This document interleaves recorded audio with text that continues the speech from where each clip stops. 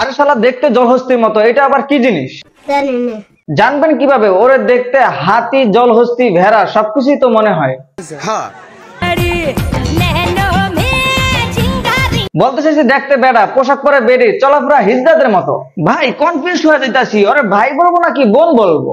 শালার জেন্ডার উল্টা করে রাইখা দিছে।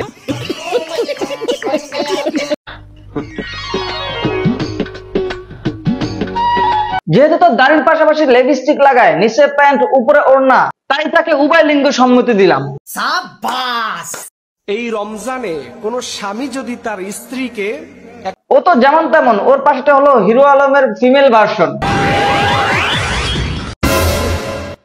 আমি তো আর খাইতে পারতেছি না, পোল্ট্রি আনছি বাসায় নিয়ে ফেল। তুমি অশিক্ষিত থাকবে তোমার। আসল কথা হলো এরা একজন বউ সাজে আর একজন ভাতার।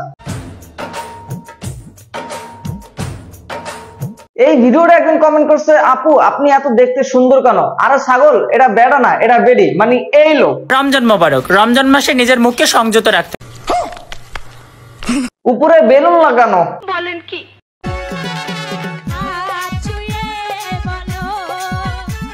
হাতির পর হাতি কেমনটা করে? ময়মনসিংহের পোলাই আমি টিকটকের রাজা। দিছে রে ময়মনসিংহের মান সম্মানে পুরো পিছন মাইরা দিছে। তেলের ড্রামের মতো একটা শরীর নিয়ে কেমন রাজা শুরু করছে। 5টা মিনিটের লেগে তুই খালি একটু আয়া পর, তোরে মাইরা আমি ঘুমামু ভাই, আমার ঘুম হয় না।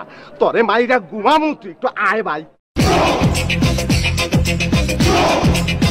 দুইটা পেতনি, একটা হাতির মতো দেখতে আর একটা জলহস্তির মতো।